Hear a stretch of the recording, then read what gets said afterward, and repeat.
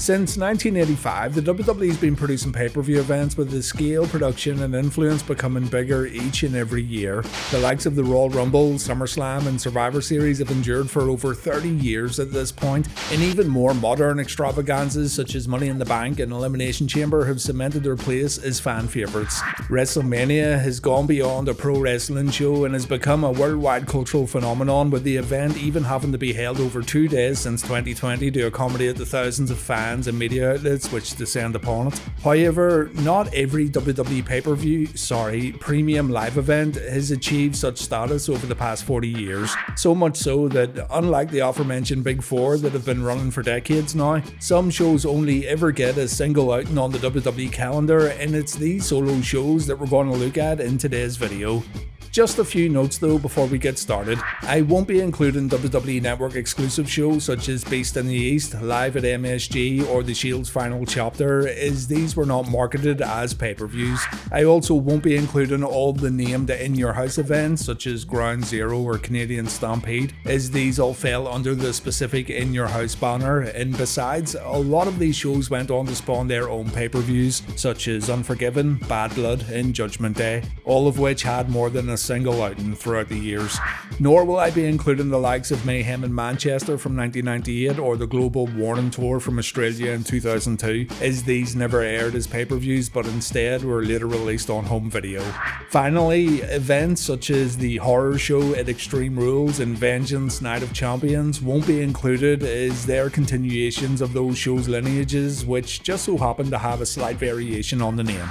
Right, now that all the admin's out of the way, we can crack on with the video, and our first event takes us all the way back to the same year as the first WrestleMania, 1985.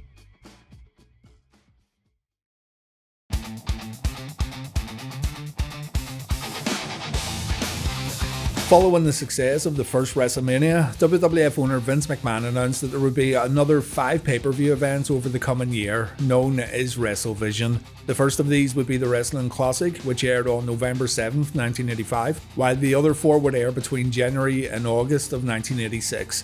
This wouldn't end up happening. The Wrestling Classic became the only one of these events to actually take place. The show itself was headlined by a 16-man tournament, as well as Hulk Hogan defending his WWF Championship against Roddy Piper. The tournament featured the likes of Ricky Steamboat, Randy Savage and Paul Orndorff, with the first rounds, quarterfinals, semi-finals and the final itself all being shown. The majority of these matches barely passed the 6-minute mark, including Terry Funk being beaten in 27 seconds in the first round by Moondog Spot, so yeah, there you go.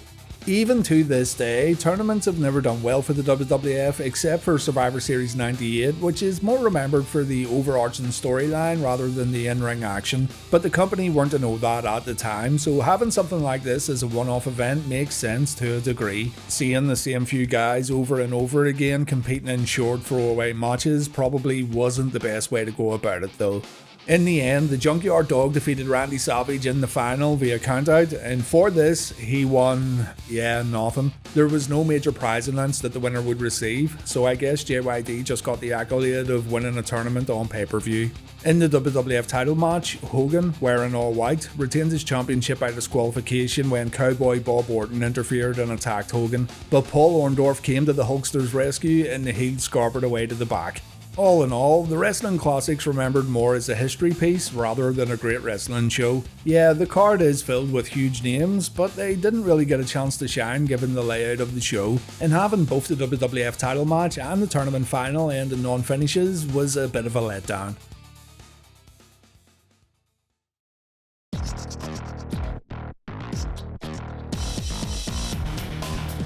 During the 1980s, Hulk Hogan's popularity rivaled that of anyone else throughout the whole decade. Even if you weren't a wrestling fan, you were aware of the distinct and unique specimen that was the Hulkster. So in 1989, McMahon wanted to capitalise on the notoriety of his most prized asset by financing a film starring Hogan himself, No Holds Barred. Hogan had appeared on the silver screen before, 7 years previously in Rocky III as the character of Thunderlips, but this would be his first starring role. If you've seen the movie, you know it's absolutely god-awful, but it did end up being the catalyst for yet another WWF pay-per-view. In the film, Hogan, who plays the character of Rip, has a fierce rival in the form of Zeus, played by Tiny Lister. In the end, Hogan overcomes his frightful foe, because of course he does, but the realm of fiction would transfer into the realm of still fiction when the WWF brought in Zeus as an on-screen character to feud with the Hulkster. The concept being that Zeus wanted revenge on Hogan for beating him in the film's climax. Yeah, wrap your head around that one. Keep in mind that in the world Zeus exists in, Hulk Hogan isn't a thing, and so he's essentially just found a bloke that looks like the guy who beat him up in a movie. It makes absolutely no sense.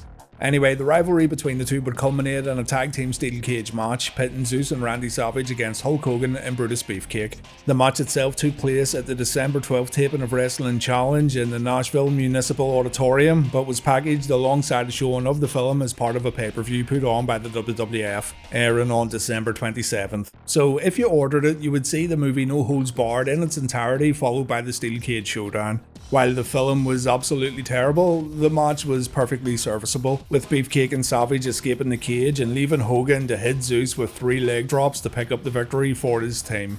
You have to give WWF credit, as while it's a far cry from a traditional wrestling pay-per-view, it was a unique idea to co-brand the film with an actual match between the two men who appeared in it.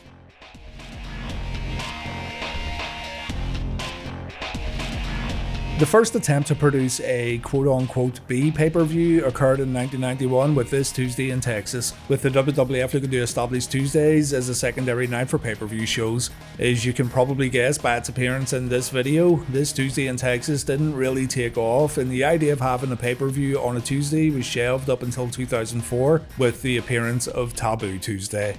Anyway, this one took place just 6 days after Survivor Series, which may have accounted for the over 50% drop-off in buys from that show. Survivor Series brought in an estimated 300,000 buys, whereas This Tuesday in Texas only brought in 140,000 buys. The broadcast featured only 5 matches, however there were a total of 14 bouts on the night, meaning fans got to see 9 dark matches, 2 of which were tag team title matches.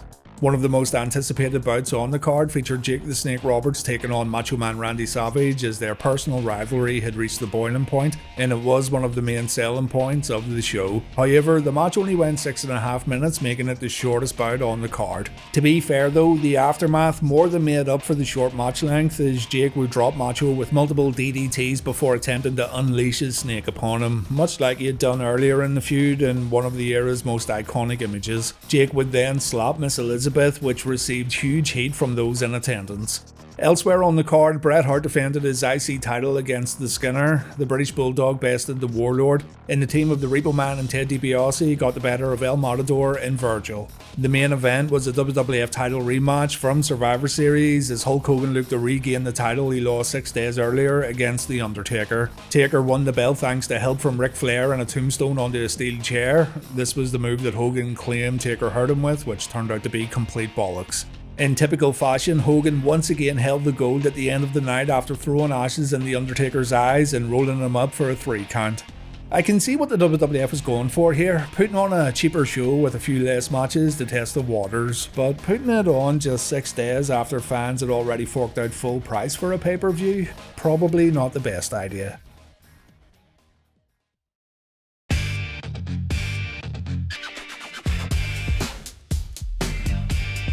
Not only would we have to wait 6 years for another one-off pay-per-view, but we'd have to go all the way across the pond to England for one night only, taking place on September 20th, 1997 from the NEC Arena in Birmingham. The show was only available in the United Kingdom and Canada, specifically being aired on Sky Box Office in the UK. Around 11,000 fans attended the event live, while an estimated 20,000 bought the show on pay-per-view. That may not sound like a lot, but remember, not everyone had a Sky TV package, and even less would have forked out the extra cash on top of that for a wrestling show. One night only featured a SummerSlam 1997 WWF title rematch as Bret Hart defended against The Undertaker, and the main event would see Davey Boy Smith return to his home country to defend his European title against Shawn Michaels. The ending to One Night Only lives on in infamy to this very day as, in front of his fellow countrymen, his friends and his cancer-stricken sister, Davey lost to the Heartbreak Kid as he passed out from the pain of a figure 4 leg lock. A stunned crowd, both in the arena and watching at home, saw HBK celebrate with the European title as the Bulldog stood in the ring dejected and defeated. This result still divides fans, but one thing that can't be argued is that it turned what could have been a run-of-the-mill show into one that's still remembered to this very day. In the WWF title match, Bret Hart walked out of Birmingham the same way he walked in, as he retained his championship by way of disqualification. Yeah, we all knew that there wouldn't be a title change on what was essentially a glorified house show in 1997, but the match itself is really good and I highly recommend that you check it out. Overall, the show was seen as a success. The WWF would team up with Sky Box Office in the future with more UK specific shows such as Insurrection and Rebellion.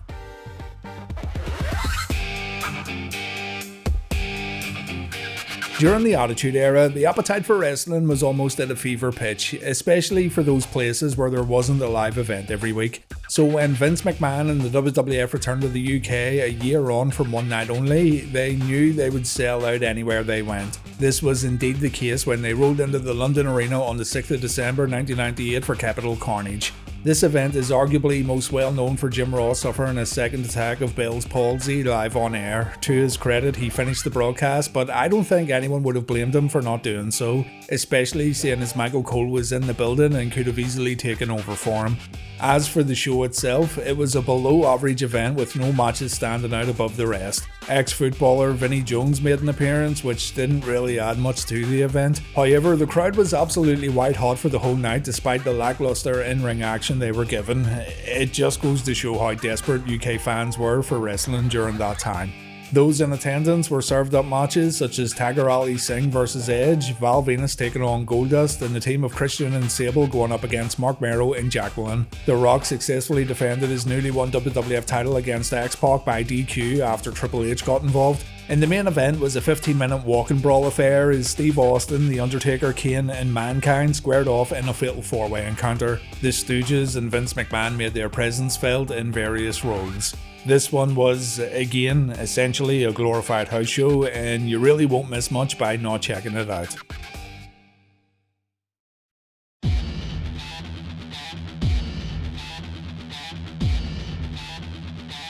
You all know the story by now. WCW and ECW folded in early 2001, leaving the WWF as the only major wrestling promotion in the United States. Vince purchased WCW and its assets, but in kayfabe it was revealed that it was in fact his son Shane who purchased the company, and he would use WCW to drive his father out of business. This would begin the Invasion storyline as both Shane and his sister Stephanie, revealed as the new kayfabe owner of ECW, joined forces to take down the WWF. This led to the Invasion pay-per-view airing on July 22, 2001 from the Gund Arena in Cleveland in front of nearly 18,000 fans. While the show did include some of the biggest names from the WWF side of the divide, the same couldn't be said for their opponents, particularly WCW, with the majority of their biggest stars such as Goldberg, Hogan, Sting and Kevin Nash all choosing to sit out their Time Warner contracts. This would eventually prove to be one of the biggest missteps of the entire storyline, as the WCW-ECW team never seemed like a viable threat. Looking at the Invasion event specifically though, it was actually not that bad. Sure, there were some duds, such as a 6-man tag team match pitting Kenyon Q Morris and Sean Stasiak against the Big Show, Billy Gunn and Albert, as well as a referee match which saw Earl Hebner square off against Nick Patrick. But there were some real highlights on the show too, mainly the hardcore title match between Jeff Hardy and Rob Van Dam, as well as the inaugural Brawl main event, a 5-on-5 tag team match pitting the best of the Alliance against the best of the WWF. This main event may have been let down by the nonsensical turn of WWF champion Stone Cold Steve Austin joining the Alliance, but the action up until that point was fun. To this day, Invasion is still the highest grossing non-WrestleMania pay-per-view in the history of the company, with 775,000 pay-per-view buys. This shows that there was a huge amount of interest in the storyline, but unfortunately this interest would subside the longer it went on, culminating only 4 months later at Survivor Series.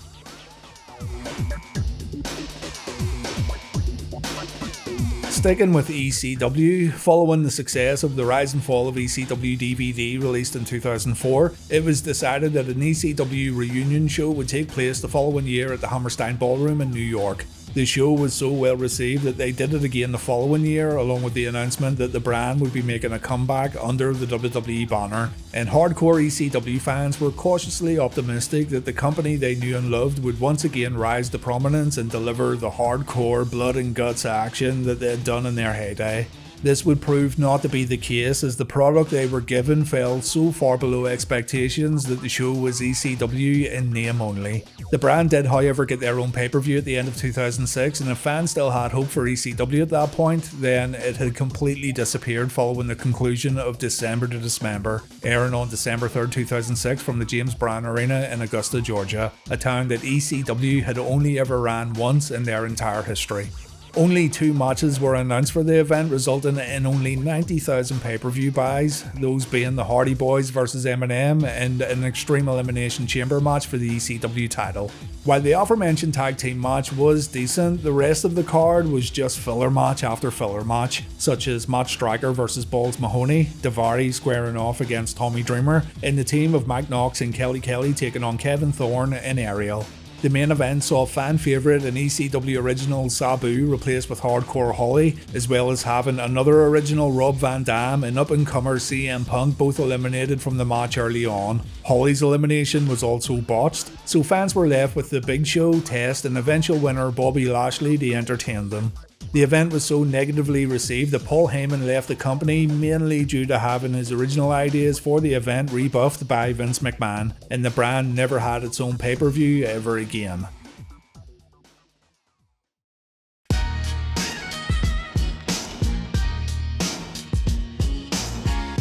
2009 wasn't a great year for the WWE. The product had grown stagnant and fan apathy was at an all-time high. So to remedy this, the company came up with a new concept for a pay-per-view, that being Breaking Point, the theme of which revolved around submissions.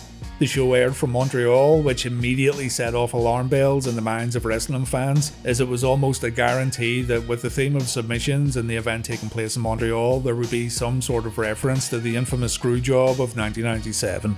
Only 3 of the 8 matches featured a submission stipulation, 2 outright submission matches and 1 I Quit match. This I Quit match featured Randy Orton defending his WWE Championship against John Cena, and it turned out to be the best match on the card by quite some distance. The first of the submission matches featured the team of Cody Rhodes and Ted DiBiase Jr. taking on Shawn Michaels and Triple H in a submissions count anywhere match, despite none of the participants being really known for submission wrestling. Either way, the Legacy managed to upset DX when Michaels submitted to a combination of the $1 Million Dream and a figure 4 around the ring post. The main event saw world champion CM Punk put his title on the line against the challenger who had never lost via submission in his entire career, The Undertaker, and I think from that statement alone you can tell how this one went. Taker won the match with Hell's Gate. Teddy Long restarted the match, saying as the Hell's Gate was previously outlawed by Vicky Guerrero. Punk applied the Anaconda Vice, and the SmackDown GM had pre-planned for the timekeeper to ring the bell. So Punk wins, and he's still champion.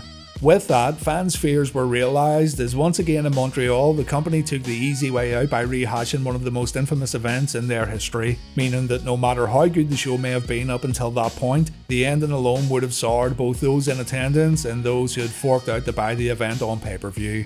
Still, it all gave us this little moment right here, so it wasn't so bad. Buckle up, Teddy.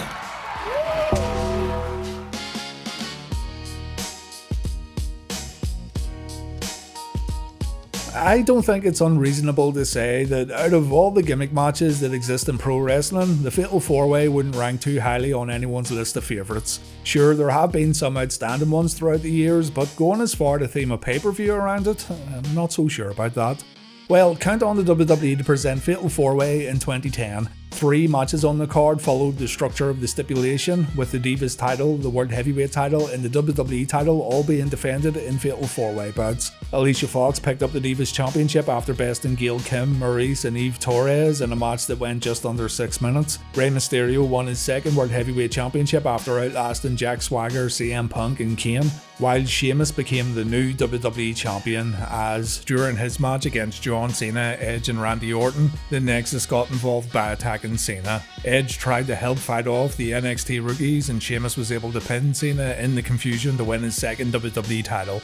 Elsewhere on the card, The Miz retained his US title against R-Truth, Evan Bourne upset the veteran Chris Jericho, Kofi Kingston held on to his IC title by defeating Drew McIntyre, and the Hart Dynasty won a 6-person tag team match against the Usos and Tamina. The finish to the main event was interesting, and it made the members of the Nexus look like a real threat to the status quo of the WWE, so that was a positive, even though we all know how it eventually turned out.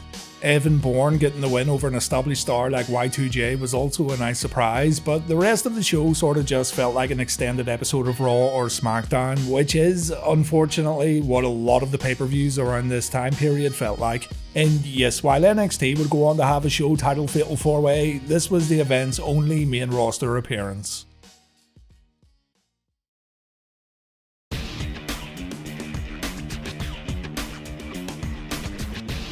The following year, the WWE had realised that the Fatal 4-Way concept wasn't going to work as a yearly show, so they replaced it in the June slot on the calendar with what turned out to be another one-off event, Capital Punishment, airing on the 19th of June 2011 from the nation's capital, Washington DC.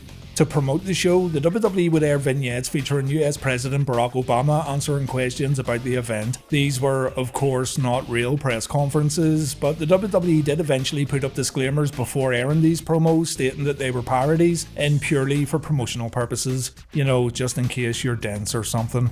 The set for the show looked great and was a real standout at a time when the company was beginning to cut back on specific theme sets for pay-per-views. And the main event of this one saw John Cena defending his WWE title against R-Truth, who was in the midst of a heel run. Cena wins, LOL, and this would be Truth's one and only pay-per-view singles main event throughout his entire WWE career so far.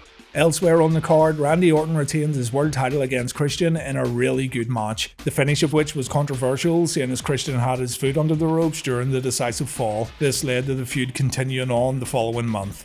The show also featured a Barack Obama impersonator coming out to the stage to conduct an address to the fans, which didn't go down particularly well, to the surprise of precisely no one. The card also featured a fine CM Punk vs Rey Mysterio bout, but when you also have matches such as Ezekiel Jackson against Wade Barrett and Alberto Del Rio vs The Big Show, you know you're in for a fairly lackluster show, and that's exactly what Capital Punishment was.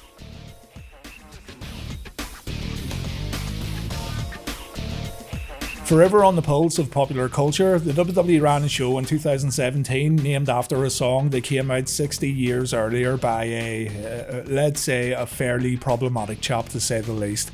Despite the rather ridiculous name, the show was actually considered one of the company's best for that year, the highlight of which was a 30-minute Iron Man match for the Raw Tag Team titles pitting The Bar against the Hardy Boys.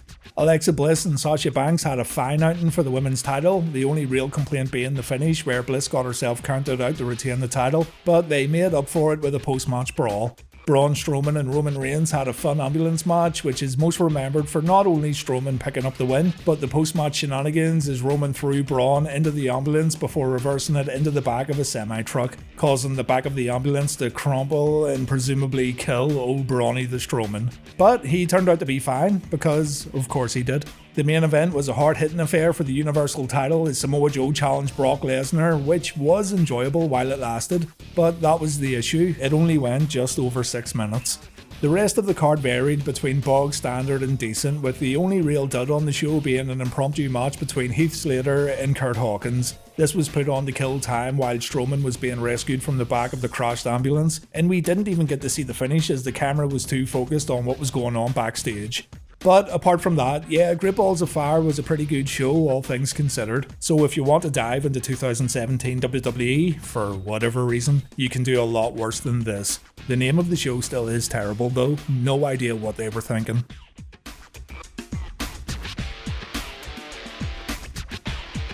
Everyone loves a Royal Rumble, right? So in typical WWE style, they thought, let's take the thing that everyone loves and make it bigger and more bloated. That means they'll love it even more, right? Nah mate, wrong. The Greatest Royal Rumble already caught a lot of flack from fans due to the event taking place in Saudi Arabia, but the fact that it was to be headlined by a 50-man Royal Rumble really didn't help matters. The biggest problem with this show, apart from all the moral and ethical issues of course, was its crushing length. 30-person Royal Rumbles tend to go on for over an hour, so adding an extra 20 people on top of a card that had 9 other matches, 2 of which went over 15 minutes, was more than enough to fatigue both the crowd in attendance and those watching at home. To be fair though, there were some highlights on this show. For example, the 4-way ladder match for the IC title where Seth Rollins retained against Finn Balor, Samoa Joe and The Miz. Kalisto and Cedric Alexander had a fun cruiserweight title match, and John Cena and Triple H squared off one-on-one for the first time in 8 years to open the show. But of course, the only thing anyone remembers from this event is Titus O'Neil's entrance into the Rumble match where he tripped and slid under the ring, all to the sound of Corey Graves absolutely losing it on commentary. Braun Strowman would win the Rumble match, but at that point of the evening, everyone was too tired to care. This one also featured yet another Brock Lesnar vs Roman Reigns showdown, this time inside a steel cage, a baffling casket match between The Undertaker and Rusev, and a WWE title match that ended in a double countout. Honestly, the only reason anyone has to watch this is if they want to see every Rumble match, and even at that, you may begin to regret your decision fairly early on.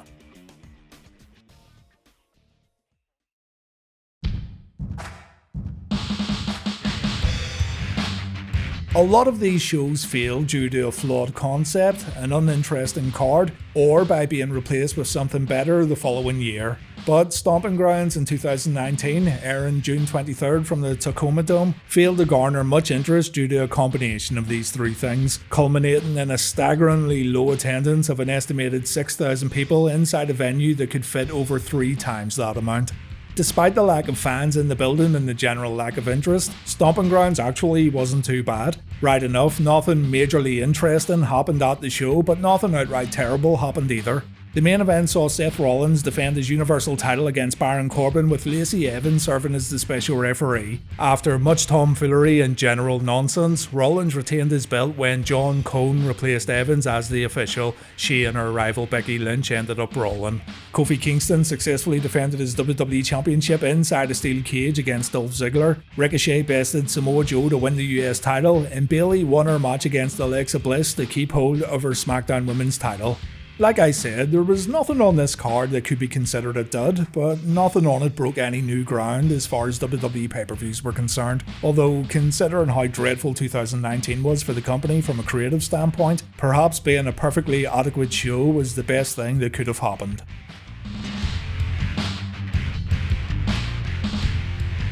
What better way to reward your roster who have worked tirelessly over the past year, missing time with family and friends, than to cut short what little time off they had during the festive period and make them come into work on the first day of the year? I wonder why this one didn't prove to be overly popular. The plan was for DayOne to become an annual tradition, but the following year's planned event was cancelled after a clash with a Sunday night football game that streaming partner Peacock was going to show instead. As for the event that did take place, Universal Champion Roman Reigns was set to defend his title against Brock Lesnar, but Roman caught COVID and was therefore unable to perform. So Lesnar was instead moved into the 4-way WWE title match, making it a fatal 5-way. Brock would, of course, end up winning that match that also featured Big E, Bobby Lashley, Kevin Owens and Seth Rollins, thereby ending Big E's one and only WWE title run. The New Day and the Usos had a typically great match for the SmackDown tag titles. Becky Lynch retained her Raw Women's title against young up-and-comer Liv Morgan, and in a personal highlight for fans of a certain vintage, Edge revived his old Brood entrance for his bout against The Miz. Much like Fatal 4-Way, the DayOne name was used again, except this time it was used for the January 1st, 2024 episode of Raw. The event I just spoke about was its only pay-per-view outing.